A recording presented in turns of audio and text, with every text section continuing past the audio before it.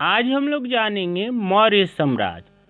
So friends, today we will discuss Maurya dynasty. Maurya dynasty Lucent सामान्य ज्ञान प्राचीन भारतीय हिस्ट्री में आप जानेंगे आज मौर्य साम्राज्य के बारे में। मौर्य वंश का संस्थापक कौन था? चंद्रगुप्त मौर्य था। चंद्रगुप्त मौर्य का जन्म कब हुआ? 345 ईसा पूर्व में हुआ था। घनानंद को हराने में चाणक्य ने चंद्रगुप्त मौर्य की मदद की थी, जो बाद में चंद्रगुप्त का प्रधानमंत्री बना। चाणक्य कौटिल्य विष्णुगुप्त द्वारा लिखी पुस्तक है अर्थशास्त्र, लेकिन इसमें अर्थशास्त्र से रिलेटेड कोई भी चीज़ नहीं है जिसका संबंध है राजनीति से। चंद्रगुप्त मगध की राजगद्दी पर 322 ईसा पूर्व में बैठा। चंद्रगुप्त जैन धर्म का अनुयायी था। चंद्रगुप्त ने अपना अंतिम समय कर्नाटक के श्रवण बेलगोला नामक स्थान पर बिताया। चंद्रगुप्त ने 305 ईसा पूर्व में सेल्यूकस निकेटर को हराया। सेल्यूकस निकेटर ने अपनी पुत्री कार्नेलिया की शादी चंद्रगुप्त मौर्य के साथ कर दी और युद्ध की संधि शर्तों के अनुसार 4 प्रांत काबुल, कंधार, हेरात एवं मकरान चंद्रगुप्त को दिए। चंद्रगुप्त मौर्य ने जैनी गुरु भद्रबाहु से जैन धर्म की दीक्षा ली थी। मेगास्थनीज सेल्यूकस निकेटर का राजदूत था, जो चंद्रगुप्त के दरबार में रहता था। कौन है ये? मेगास्थनीज। मेगास्थनीज द्वारा लिखी गई पुस्तक इंडिका है, बहुत इम्पोर्टेंट है ये। चंद्रगुप्त मौर्य और सेल्यूकस के बीच यह हुए युद्ध का वर्णन एपियानस ने किया है। प्लूटार्क के अनुसार चंद्रगुप्त ने सेल्यूकस को 500 हाथी उपहार में दिए थे। चंद्रगुप्त मौर्य की मृत्यु कब हुई थी? तो 298 ईस्वी में ईसा पूर्व में श्रवण बेलगोला में उपवास द्वारा हुई। चंद्रगुप्त का मृत्यु कैसे हुआ? उपवास के कारण। कब हुआ? तो 298 ईस्वी में श्रवण बेलगोला। और इसमें इम्पोर्टेंट क्या था? मेगास्थनीज जो है वो सेल्यूकस निकेटर का राजदूत है और मेगास्थनीज द्वारा लिखी गई पुस्तक का नाम इंडिका है। अब आते हैं बिंदुसार पर।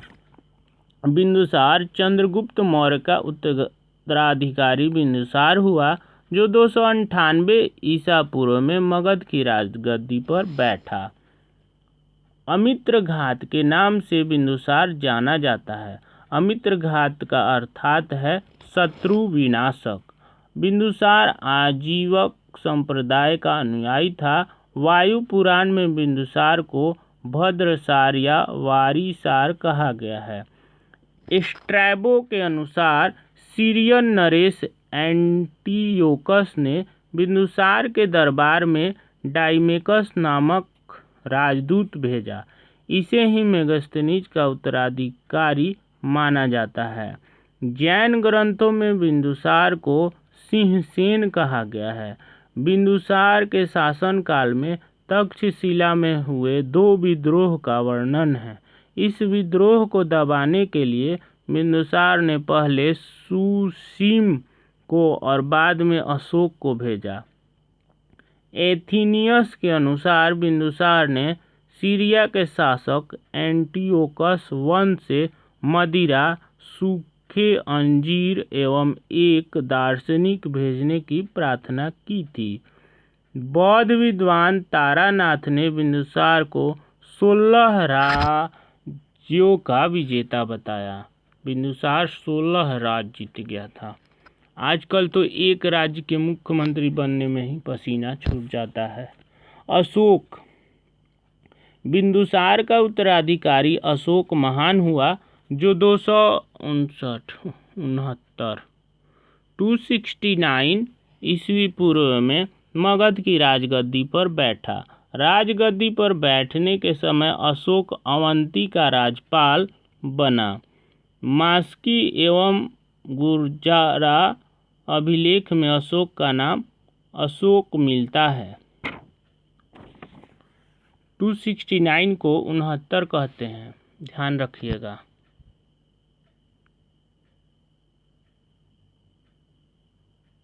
क्या हुआ? राजगद्दी पर बैठने के समय अशोक अवंती का राज्यपाल था। मास्की एवं गुर्जरा अभिलेख में अशोक का नाम अशोक मिलता है। पुराणों में अशोक को अशोकवर्धन कहा गया है। अशोक ने अपने अभिषेक के 8वें वर्ष लगभग 261 ईसा पूर्व मतलब कि 261 ईसा पूर्व में कलिंग पर आक्रमण किया। ये नंबर याद कर लीजिएगा। और कलिंग की राजधानी तोसली पर अधिकार कर लिया।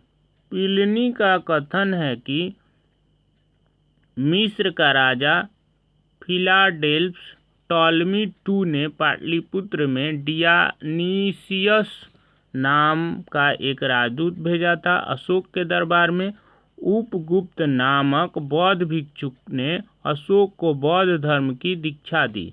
अशोक ने आजीविकों को रहने हेतु बराबर की पहाड़ियों में 4 गुफाओं का निर्माण करवाया, जिनका नाम कर्ज, चोपार, सुदामा तथा विश्व झोपड़ी था। नोट: अशोक के पौत्र दशरथ ने आजीविका को नागार्जुन गुफा प्रदान की। पेज संख्या 17 है। अशोक की माता का नाम शुभद्रांगी था। अशोक ने बौद्ध धर्म के प्रचार के लिए अपने पुत्र महेंद्र एवं पुत्री संघमित्रा को श्रीलंका भेजा। याद रखिएगा, अशोक का पुत्र का नाम क्या था? महेंद्र, और पुत्री का नाम संघमित्रा। तो एक तो भारतीय क्रिकेटर है और एक जो है ये ट्रेन चलता है। कहाँ से चलता है? दानापुर से ये चलता है, आपको सिकंदराबाद जाता है। भारत में शिलालेख का प्रचलन सर्वप्रथम अशोक ने किया। अशोक के शिलालेख में ब्राह्मी, खरोष्ठी, ग्रीक एवं अरमाइक लिपि का प्रयोग हुआ है। ग्रीक एवं अरमाइक लिपि का अभिलेख अफगानिस्तान से, खरोष्ठी लिपि का अभिलेख उत्तर पश्चिम पाकिस्तान से, शेष भारत से ब्राह्मी लिपि के अभिलेख मिले हैं। अशोक के अभिलेखों को 3 भागों में बांटा जा सकता है: शिलालेख, स्तब्धलेख और गुहालेख। अशोक के शिलालेख की खोज 750 ईस्वी में पाद्रेटी फिनथैलर ने की थी। इनकी संख्या 14 है। अशोक के अभिलेख पढ़ने में सबसे पहली सफलता 1837 ईस्वी में जेम्स प्रिंसेप को हुई। अशोक के प्रमुख शिलालेख एवं उनमें वर्णित विषय। पहला शिलालेख, इसमें पशु बलि की निंदा की गई है। दूसरा अभिलेख, इसमें अशोक ने मनुष्य एवं पशु दोनों की चिकित्सा व्यवस्था का उल्लेख किया है। तीसरा शिलालेख, इसमें राजकीय अधिकारियों को यह आदेश दिया गया है कि वे हर 5वें वर्ष के उपरांत दौरे पर जाएं। इस शिलालेख में कुछ धार्मिक नियमों का भी उल्लेख किया गया है। चौथा शिलालेख, इस अभिलेख में भेरी घोष की जगह धम घोष की घोषणा की गई है। पांचवा शिलालेख, इस शिलालेख में धर्म महामात्रों की नियुक्ति के विषय में जानकारी मिलती है। छठा शिलालेख, इसमें आत्मनियंत्रण की शिक्षा दी गई है। सातवां एवं आठवां, इनमें अशोक की तीर्थ यात्रा का उल्लेख किया गया है। नौवां शिलालेख, इसमें सच्ची भेंट तथा सच्चे शिष्टाचार का उल्लेख किया गया है। 10वां शिलालेख, इसमें अशोक ने आदेश दिया है कि राजा तथा उच्च अधिकारी हमेशा प्रजा के हित में सोचें।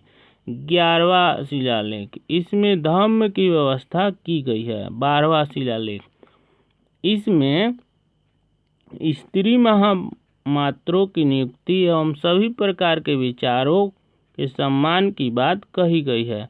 13वां शिलालेख, इसमें कलिंग युद्ध का वर्णन एवं अशोक के हृदय परिवर्तन की बात कही गई है। इसी में पड़ोसी राजाओं का वर्णन है। 14वां शिलालेख, अशोक ने जनता को धार्मिक जीवन बिताने के लिए प्रेरित किया।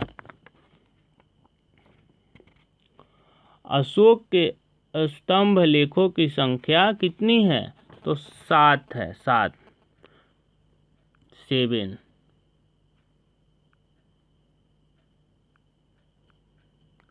जो केवल ब्राह्मी लिपि में लिखी गई है। यह 6 अलग अलग स्थानों से प्राप्त हुआ है। प्रयाग स्तंभ लेख, यह पहले कौशाम्बी में स्थित था। इस स्तंभ लेख को अकबर ने इलाहाबाद के किले में स्थापित कराया। दिल्ली टोपरा, यह स्तंभ लेख फिरोज शाह तुगलक के द्वारा टोपरा से दिल्ली लाया गया। दिल्ली मेरठ, पहले मेरठ में स्थित यह स्तंभ लेख फिरोज शाह द्वारा दिल्ली लाया गया है। रामपुरवा, यह स्तंभ लेख चंपारण बिहार में स्थापित है। इसकी खोज 1872 1872 ईस्वी में कार्लायल ने की। 5वां नंबर, लौरिया अरेराज चंपारण बिहार में है। लौरिया नंदनगढ़ चंपारण बिहार में इस स्तंभ पर मोर का चित्र बना है। कौशाम्बी अभिलेख को रानी का अभिलेख कहा जाता है। अशोक का सबसे छोटा स्तंभ लेख रूमीदेई है। इसी में लुम्बिनी में धम्म यात्रा के दौरान अशोक द्वारा भू राजस्व की दर घटा देने की घोषणा की गई है। अशोक का 7वां अभिलेख सबसे लंबा है। पृथक पृथक शिलालेख में यह घोषणा है कि सभी मनुष्य मेरे बच्चे हैं। अशोक का सारेकुना कंदहार अभिलेख ग्रीक एवं आर्मेयिक भाषाओं में प्राप्त हुआ है। साम्राज्य में मुख्यमंत्री एवं पुरोहित की नियुक्ति के पूर्व इनके चरित्र को काफी जांचा परखा जाता था, जिसे उपधा परीक्षण कहा जाता है। सम्राट की सहायता के लिए एक मंत्री परिषद होती थी, जिसमें सदस्यों की संख्या 12, 16 या 20 हुआ करती थी। अर्थशास्त्र में शीर्षस्थ अधिकारी के रूप में तीर्थ का उल्लेख मिलता है, जिसे महामात्र भी कहा जाता है। इसकी संख्या 18 थी। अर्थशास्त्र में चर जासूस को कहा गया है। मौर्य प्रांत और उनकी राजधानी, उत्तरापथ तक्षशिला, अवंती राष्ट्र उज्जैनी, कलिंग तोसली, दक्षिणापथ इसकी राजधानी कहाँ है? तो सुवर्णागिरी, प्रासी पूर्वी प्रांत पाटलिपुत्र। अशोक के समय मौर्य साम्राज्य में प्रांतों की संख्या 5 थी। प्रांतों को चक्र कहा जाता था। प्रांतों के प्रशासक कुमार या आर्यपुत्र का राष्ट्रिक कहलाते थे। प्रांतों का विभाजन विषय में लिया गया था, जो विषय पति के अधीन होते थे। प्रशासन की सबसे छोटी इकाई ग्रामी थी, जिसका मुखिया ग्रामी कहलाता था। प्रशासकों में सबसे छोटा गोप था, जो 10 ग्रामों का शासन संभालता था। मेगास्थनीज के अनुसार नगर का प्रशासन 30 सदस्यों का एक मंडल करता था, जो 6 समितियों में विभाजित था। प्रत्येक समिति में 5 सदस्य होते थे।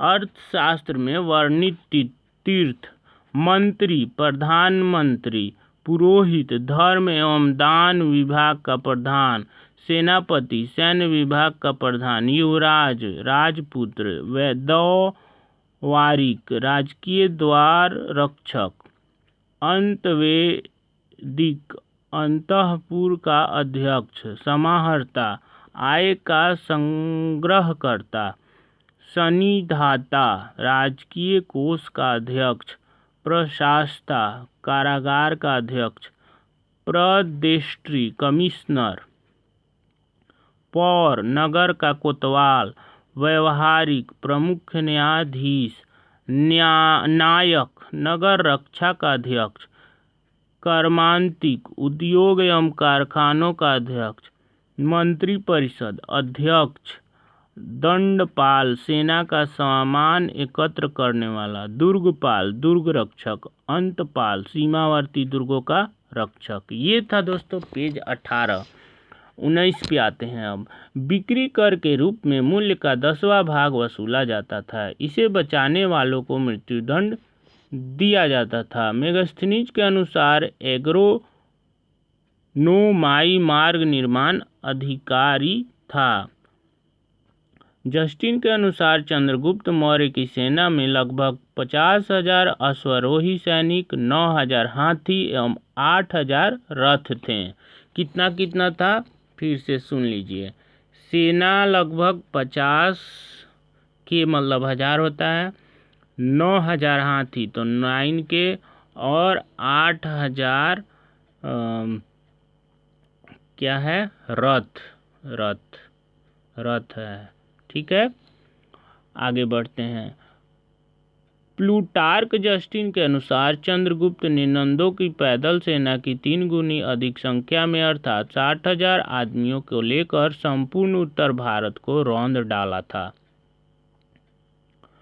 चलिए, प्रशासनिक समिति एवं उसके कार्य। प्रथम, उद्योग एवं शिल्य कार्य का निरीक्षण। द्वितीय, विदेशियों की देखरेख। तृतीय, जन्म मरण का विवरण रखना। चतुर्थ, व्यापार एवं वाणिज्य की देखभाल। पंचम, निर्मित वस्तुओं को विक्रय का निरीक्षण। षष्ठ, बिक्री कर वसूल करना। तो ये 6 महत्वपूर्ण नियम हैं जो आप भी अपने डेली लाइफ में फॉलो कर सकते हैं अपना घर परिवार या बिजनेस चलाने में। प्लूटार्क जस्टिन के अनुसार चंद्रगुप्त ने नंदों की पैदल सेना से 3 गुनी अधिक संख्या में अर्थात 60,000 आदमियों को लेकर संपूर्ण उत्तर भारत को रौंद डाला था। युद्ध क्षेत्र में सेना का नेतृत्व करने वाला अधिकारी नायक कहलाता था। सैन्य विभाग का सबसे बड़ा अधिकारी सेनापति होता था। मेगास्थनीज के अनुसार मौर्य सेना का रख रखाव 5 सदस्यीय 6 समितियां करती थीं, जो कि मैंने पहले ही बता रखा है। मौर्य प्रशासन में गुप्तचर विभाग महामात्य सर्प नामक आमत्य के अधीन था। अर्थशास्त्र में गुप्तचर को गूढ़ पुरुष कहा गया है तथा एक ही स्थान पर रहकर कार्य करने वाला गुप्तचर को संस्था कहा जाता था। एक स्थान से दूसरे स्थान पर भ्रमण करके कार्य करने वाला गुप्तचर को संचार कहा जाता था। अशोक के समय जनपदीय न्यायालय के न्यायाधीश को राजुक कहा जाता था। सरकारी भूमि को सीता भूमि कहा जाता था। बिना वर्षा के अच्छी खेती होने वाली भूमि को अदेवमातृक कहा जाता था। मेगास्थनीज ने भारतीय समाज को 7 वर्गों में विभाजित किया है: दार्शनिक, किसान, अहीर, कारीगर, सैनिक, निरीक्षक एवं सभासद। स्वतंत्र वेश्यावृत्ति को अपनाने वाली महिला रूपा जीवा कहलाती थीं। नंद वंश के विनाश करने में चंद्रगुप्त मौर्य ने कश्मीर के राजा परवतक से सहायता प्राप्त की थी। मौर्य शासन 137 वर्षों तक रहा। 137 वर्षों तक रहा। मौर्य वंश का अंतिम शासक बृहदर्थ था। इसकी हत्या इसके सेनापति पुष्यमित्र शुंग ने 185 ईसा पूर्व में कर दी थी और मगध पर शुंग वंश की नींव डाली। तो ऐसा था दोस्तों पाठ संख्या 14, जो कि काफ़ी लंबा था, तो आप ध्यानपूर्वक सुनिएगा, 2-3 बार में याद हो जाएगा। इसमें सैन्य समिति एवं उनके कार्य। प्रथम, जल सेना की व्यवस्था। द्वितीय, यातायात एवं रसद की व्यवस्था।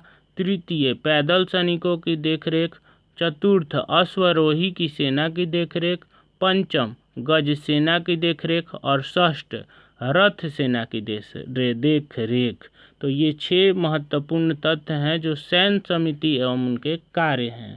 तो अगला एपिसोड होगा पाठ संख्या 15, ब्राह्मण समाज।